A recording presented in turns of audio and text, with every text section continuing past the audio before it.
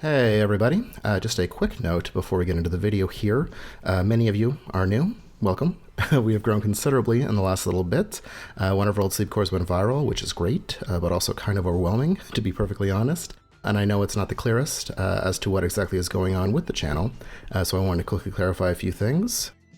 Sleepcore is a monthly series, usually on our Patreon for free, though I have been experimenting with putting it back on here recently. The simplest way to describe it is a curated collection of media intended to replicate the experience of late-night channel surfing. It has since grown into sort of a dreamy media showcase, I guess. That's how I see it, at least. We used to do it around themes, the most popular of which was retrofuturism. That is where many of you came in. It's always tough not knowing whether people are drawn to the format or the content itself. I mean, ideally it's both, but we have since started producing different kinds of videos around retrofuturism, mini docs or video essays, if you want to call them that, though I, personally, like to think of them as short video podcasts. We also make videos on media, obscure media, as well as animation, so please stay a while, check it out. There is plenty of good stuff on here, and yeah, with that all cleared up, in this video, we are going to be taking a trip to the 1985 World's Fair in Tsukuba, Japan, known as EXPO'85. I love World's Fairs. I love the idea of them, all these different nations coming together to showcase their innovations and look to tomorrow with optimism, which is getting harder and harder to come by these days.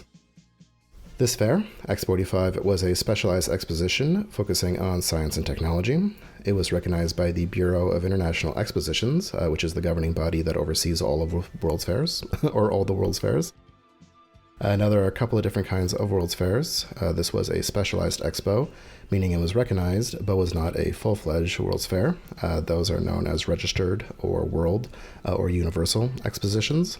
For simplicity's sake, specialized fairs are smaller with a more concise theme. Before we get to the fair, though, we are going to make a quick stop at the state of Japan in the 1980s. Times were good. They were very good. The country was experiencing an economic boom. Industry had been stimulated thanks to overloading at the banks and keiretsu, a system in which a group of related companies all owned stock in one another. This helped Japan grow to be the world's second largest economy, behind only the United States, which they did not take well. Japan's success led to the so-called Japanic in the West, which we talked about a few years ago in relation to Nintendo, which also actually had a very good year, a very good 1985 on a lighter note. That year saw the release of the game Super Mario Bros., which I'm sure needs no introduction. At the time, Japan had a reputation for being on the cutting edge of technological advancements, and the country had established itself as the world leader in consumer electronics, which absolutely played a part in their hosting the fair. The setting, Tsukuba, is interesting as it is a planned city, or science hub within a city, about 50 kilometers north of Tokyo. Named after a nearby mountain, development began in the 1960s with a university and over 100 science and research labs built between then and the fair's opening. EXPO'85 took place between March 17th and September 16th, 1985, obviously. Now every World's Fair has a mascot, but mascots are huge in Japan. Everything has one. And EXPO'85's was Cosmo Hoshimaru, an absolutely adorable combination of a planet and an astronaut. The fair's theme was dwellings and surroundings, technology for man at home. The goal was to show the ways that science and technology could possibly shape the future of everyday lives. Now, we've already covered my favorite, the 1939 New York World's Fair, pretty thoroughly, but I bring it up here because where they were imagining and presenting fantastic machines, robots, they were largely illusions. By the mid-1980s, technology had caught up with these dreams, and we had real, quote-unquote, real robots. When covering EXPO'85, this German program used the subtitle The World in 2001. This was actually probably my favorite of the clips that I found, which I'll post them all in the description if you want to check them out. The presenter visits one of the fair's most popular exhibits, the Fuyo Robot Theater. This was a stage show that featured adorable robots interacting with humans and each other. They performed dance routines and music numbers, as well as played soccer. The robots were designed by Luigi Colani, a German designer well known for his futuristic designs, especially around furniture and vehicles. Some of his cars are wild. At one point, the presenter interviews one of the robots. I don't know what it is, but something about robots being treated as humans really creeps me out. For those of you that don't know me, or don't know me that well, I am less interested in how things work and more concerned with what it could mean that they do work, the ethical or philosophical, sometimes consequences. I made a video last year about social robotics, and I love how big and cumbersome the past believed robots or artificial intelligence were going to be. There are so many different AIs today that do so much more than imagined here invisibly. Back then, robots always had occupied physical space. They were obvious. When dealing with AI or robots, designers want you to trust them. They want you to trust something that isn't natural. And they want to make them approachable, which these are, absolutely. They're adorable. Here we see one playing piano. This is Wazubot, designed by Ichiro Kato. It was capable of scanning and interpreting scores that were placed in front of it, which is fascinating. It played music, but it didn't recommend music or movies based on the things it knows you love for mining your data and sharing that information with advertisers. Robots were also shown to be artists. Here, a couple of them are creating an ice sculpture or drawing a portrait a souvenir visitors could actually take home, which is pretty cool. Though robots were not limited to just novelty. Meet Fanuc Man, an industrial robot capable of performing concise tasks, like constructing a miniature version of himself. He was promoted as the biggest and strongest robot in the world, also with the most delicate hands.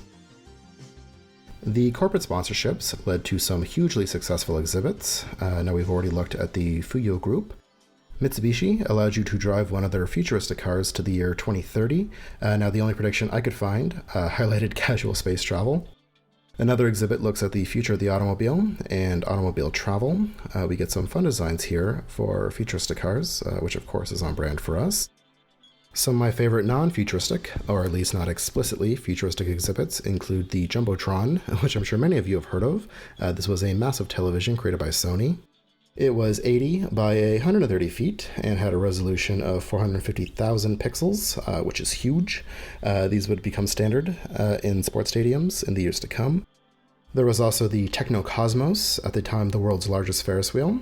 Fun fact, the Ferris wheel as a concept actually debuted at a World's Fair, the famous World's Columbian Exposition, Chicago, 1893. There were many presentations. 3D film was having its renaissance, and there was also specialized theaters. One had a panorama screen, actually, that was a literal waterfall, which I think texturally is such a cool idea. Expo 85 was not the first World's Fair to take place in Japan. In 1970, Osaka hosted a universal exposition around the theme of progress and harmony for mankind. This introduced the world to IMAX, mobile phones, and conveyor belt sushi. It also was not the only World's Fair to happen in 1985. There was another in Plovdiv, Bulgaria, that was much smaller. In a way, more countries participated, but less people visited, and I couldn't find much on that. And now that's just about it. Now we've really just looked at the theme pavilion, Japan's input. There was a whole world on display and many exhibits we did not get to.